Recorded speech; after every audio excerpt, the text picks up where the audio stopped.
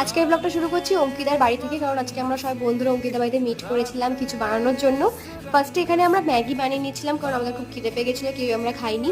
আর আমি আলু ছুলছিলাম বলে আমাকে অঙ্কিতা খাইয়ে দিচ্ছিল। তারপর আস্তে আস্তে আমাদের যেই স্পেশাল রান্নাটা আমরা করবো তার জন্য প্রিপারেশন চালু হয়ে গেছে। অ্যান্ড এখানে মাংস কষানোর জন্য আর কি যা যা পদ্ধতি লাগে, বেরেস্তাও রেডি হয়ে গেছে, সেসব স্টেপ বাই স্টেপ হচ্ছিলো। আর তোমাদেরকে বলে দিই আমরা কী বানাচ্ছিলাম। আমরা বানাচ্ছিলাম বিরিয়ানি। অ্যান্ড এবার হচ্ছে মেন স্টেপ, যেটা ফলো করতেই হয় বিরিয়ানির জন্য, লেয়ারিং।